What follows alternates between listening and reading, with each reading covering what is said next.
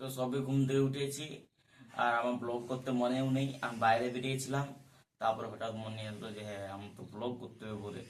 তো চলো আজকে সবকিছু আপনাদেরকে দেখাচ্ছি যে কিরকম দিন কাটে আমাদের।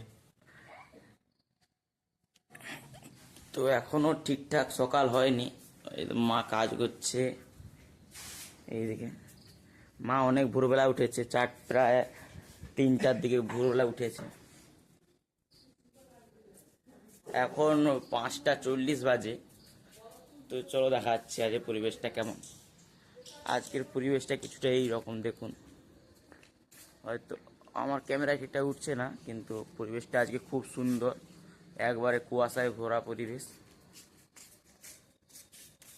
একটা হালকা সোনালি আলো। আমার সঙ্গে দেখতে পাচ্ছেন আমার ভাই আর আমার ক্যামেরাম্যান সায়ন।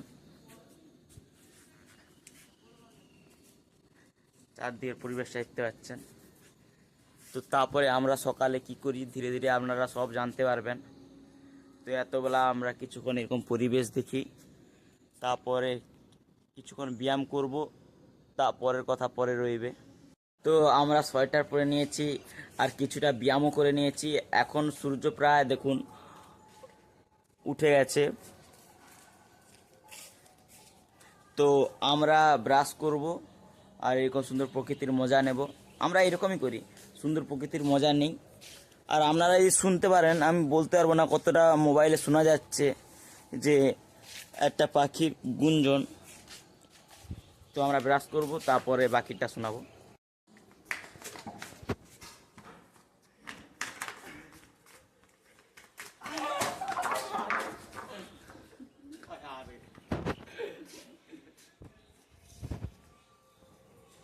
বন্ধুরা, আজকে নারকেলদার বাজার আছে আর আমি কিনে এনেছি। দেখুন কি, এটাকে বলতে পারবেন এটার নাম কি?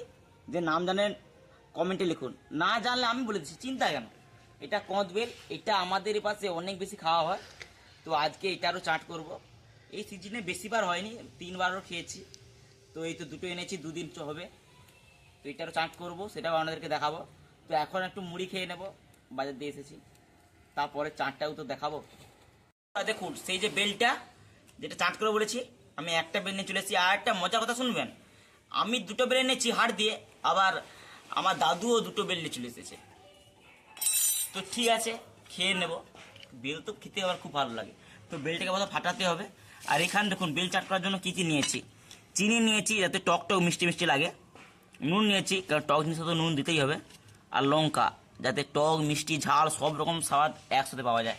তো আমি প্রথমে এটাকে ফাটিয়ে নেব। উল্টো দিকে ফাটাবেন। বেলটা ঠিকঠাক পাকেনি, না হলে একবার মারলেই ঠিকঠাক ফেটে গেত।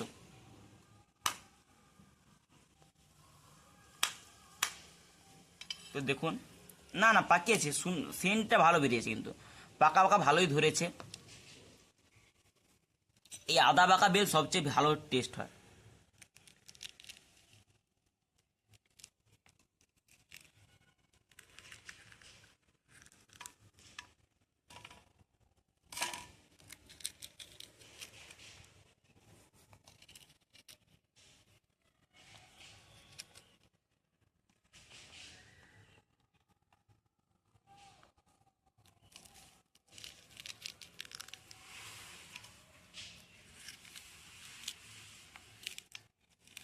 সেন্টটা খুব ভালো কিন্তু।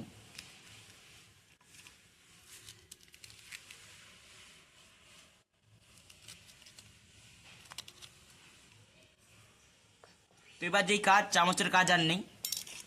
লঙ্কাগুলোকে ভালো করে মুলে নেব নুনে।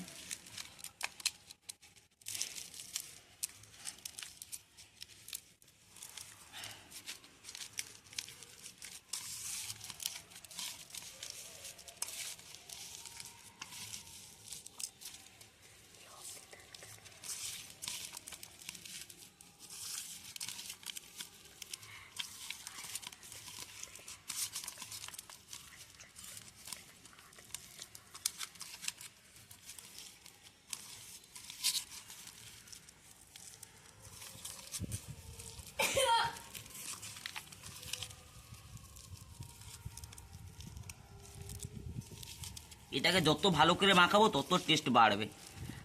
আর এটাকে অনেকক্ষণ রোদে রেখে দিতে হবে।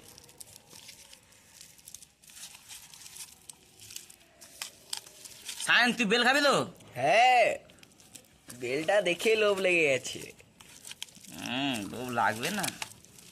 তুই এই সিজনে কতবার বেল খেয়েছিস? একই বা। একবার খেয়েছিস? এটা হলে দুবার হবে? হ্যাঁ। আমার তো 3-4 বার হয়ে গেছে। এই যে চিনিটা দিয়েছি আপনার দানা দানা হয়ে যাবে, রোদে দিয়ে রাখলে এই চিনিটা গলে যাবে এই বেলের সাথে। তো বন্ধুরা দেখতে পাচ্ছেন আমি রোদে দিতে চলে এসেছি। আমার মতো রোদে দেওয়া বন্ধু থাকবে না, আমাকে এত ভাল লেগেছে। তোকেও ভাল লাগছে? তুইও খাবি? তো বন্ধুরা বুঝতেই পারছেন কেমন টেস্ট হয়, আপনারা বাড়িতে অবশ্যই ট্রাই করতে পারেন। আমাদের ক্যামেরাম্যানেরও মুখ দেখে বুঝে যাচ্ছে যে তার খেতে ইচ্ছা হচ্ছে, তো কি আর করবে। তো আমিও খাই, মধ্যে বের থাকবে না, এর মধ্যে রোদে দেওয়ার আগেই তো শেষ হয়ে যাবে। খেলেছি, খাবি তো খেয়ে ক্যামেরা বন্ধ করে। তো বেল খাচ্ছিলাম, আর এদিকে বাতাসে ফুলবড়ি তুলে দিয়েছে। এই বাতাস ঠাকুমা প্রচুর চব্য করে। এই দেখো ফুলবড়ি তুলে দিয়েছে, এখনো ফুলবড়ি চারদিকে পড়ে আছে।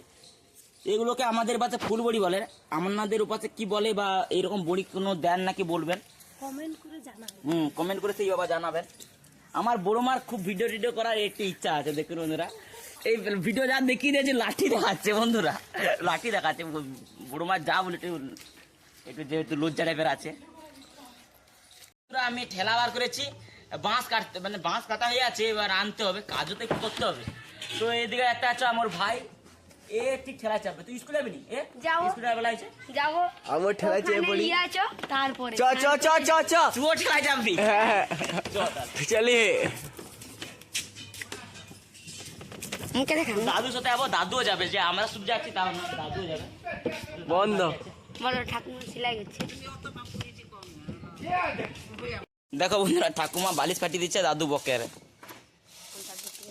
বালিশ পাঠিয়ে দিচ্ছে। এবার নতুন কভার আনতে হবে। তো ওইসব কিছু নয়, চলো আমরা আমাদের কাজে যাই, আমরা আমাদের কাজে যাবো। এ দেখো তখন নামেনি, দেখো গাড়ি দামেনি কিন্তু নামে আননি, নেমে যা, স্কুলে তো হবে।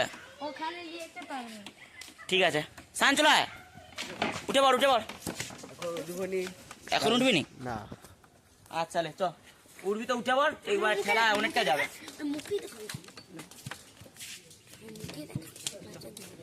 আমি সেই মুখে আইল।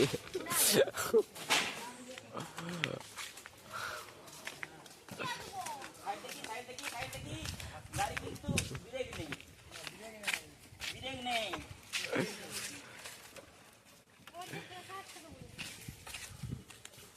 গ্রামের হায়াউসা। এই স্কুল যাবে না, দেখো স্কুল যাবে, বেড়াইছে। পুকুরে ফেলে দেবো ডাইরেক্ট, ডাইরেক্ট পুকুরে ফেলে দেবো। নাম নাম নাম নাম নাম নাম।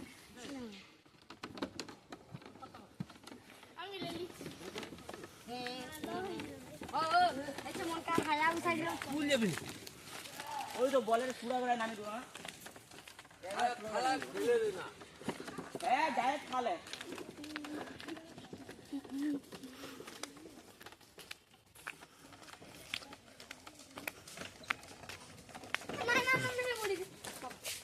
নেবর নেবর শান্তি বল, উঠে বল।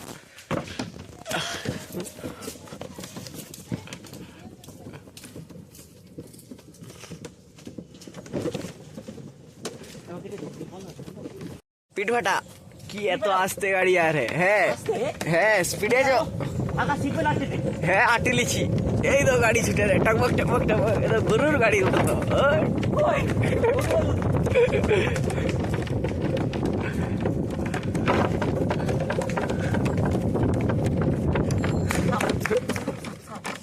হে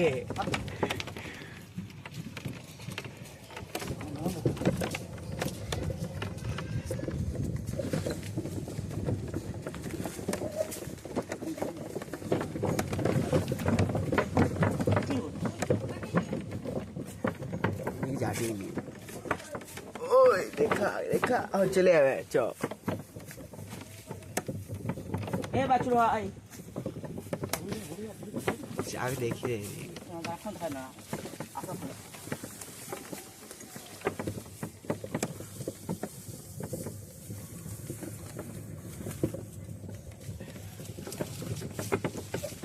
फोन पे के देबो বাঁশগুলো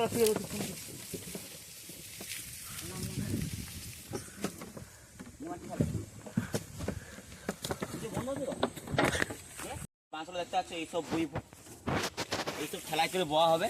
আর এ দিয়ে যে পালা বেরিয়েছে মানে এই খোঁচাগুলো আর কি, এগুলো আজকে বওয়া হবে এখন। তো আমাদের মেন যেই বাঁশ ঝাড়টা যেটা সবচেয়ে বড়, আমাদের বাঁশ বনকে বাঁশ ঝাড় বলা হয় আর কি। আমাদের বাঁশ বন বলা হয় না, এখানে ঝাড় বলা হয় আর কি। চলো দেখাচ্ছি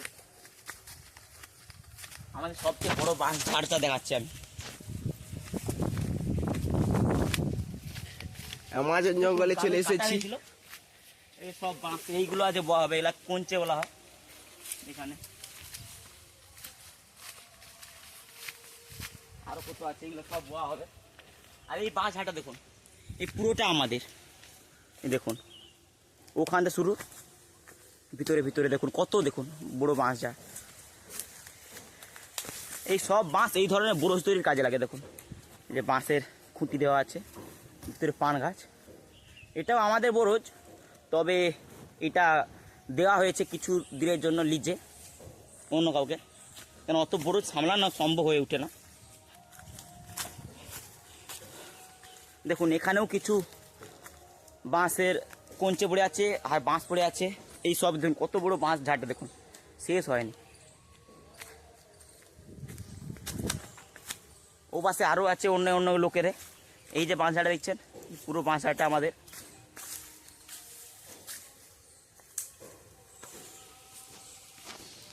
এতে প্রায় 1000 থেকে 2000 পিসের বেশি বাঁশ থাকবে, যতটা বড় ঝাড়। তো চলো কাজ করি, তারপরে আবার তোমাদের সাথে কথা হবে। আইটটা বাঁধতে হবে, দেখুন এখন 2-4 লোক লাগাবো, বুঝতে ভাড় আছে তার।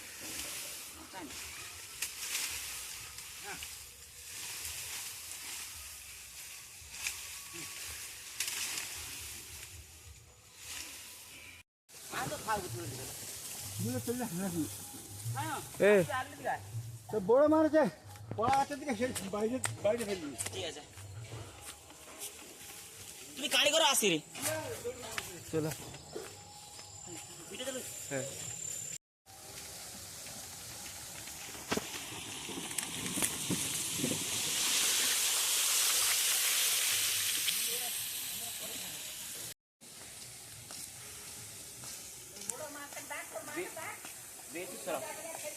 হয়ে গেছে, চলে এসেছি। তো আমার একবার আনা কমপ্লিট হয়েছে, সেখানে রেখেছি দেখো। এবার এখনো 2বারের মতো আনতে হবে। সায়ন বলে রে, সায়ন একবার আনবে, তো চলো সায়নকে একবার আনতে দেবো, সবাইকে চাষ হওয়া উচিত। তো বন্ধুরা আমি সব কাজ করা হয়ে গেছে আমার। তো সব কাজ করে গা হাত ধুয়ে তারপরে খাবার দাবার খেয়ে বিকাল 4টার দিকে খুব ঘুম পেয়েছিল, ঘুমিয়ে পড়েছি। তো আমার ভিডিও করা হয়নি, তাই জন্য আমি এখন বলছি, ঘুম থেকে উঠে ভিডিওটা শুরু করছি আর কি। তো আমি সোয়েটার টুপি পরে আর প্যান্ট পরে চলো একটা খাওয়ান খেতে যাব, সেই সব ব্যাপারে আমি আপনাদেরকে বলছি ধীরে ধীরে করে। তো বন্ধুরা দেখতে পাচ্ছেন আমি বেরিয়ে গেছি সোয়েটার টুপি সব ধরনের সব কিছু পরে, কারণ আজকের দিনে প্রচুর ঠান্ডা। আজকে কার্তিক মাসের শেষ। তো আমরা যেতে চলেছি আজকে নিমতৌড়ি কালী মন্দির, যেটা অনেক জাগ্রত বলে মনে হয় না। অনেক সময় যেমন কিছু বছর বলছি, কিছুদিন আগে কয়েকটা সাপ কালী ঠাকুরকে পুরো জড়িয়েছিল, পুরো বিষধর সাপ। তো আজকে সেখানে কার্তিক মাসে এই লাস্টের দিনে সবসময় তিথি অনুযায়ী ঠাকুরকে কীর্তন গান শুনিয়ে কার্তিক মাসটাকে সমাপ্ত করা হয়। তো আজকে সেখানে 8 থেকে 9,000 মানুষের খাওয়ার ব্যবস্থা আছে। তো আমরাও যাব, এখনো 7টা বাজেনি, তো আমরা যাব। এপাশে দেখতে পাচ্ছেন আমার মা ভাই সব রেডি হয়ে বসে আছে, ঠিক আছে, বাবা আছে, একসাথে যাব। তো চলো সব কিছু শেয়ার করছি, এখানে কিভাবে কালী পুজো হয় বা এই আজকের দিনটা সেলিব্রেশন করা হয়।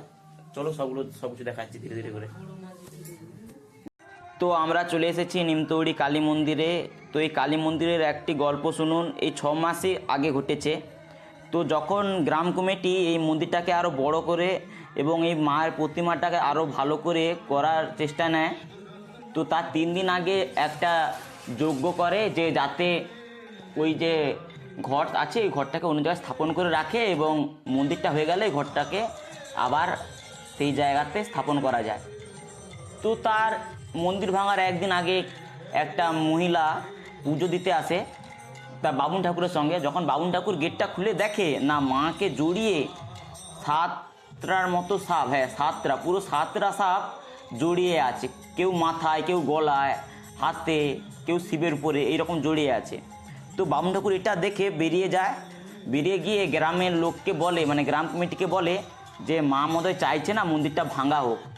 তো মায়ের কাছে ক্ষমা চেয়ে আবার জানানো হয়, যে মায়েরকে জানায় গ্রামের সবাই হয়ে। তো সে পুজো করতে করতে অজ্ঞান হয়ে গিয়েছিল। তো মা তখন বামুন ঠাকুর বলে মা চাইছে যে মন্দিরটা থাকুক।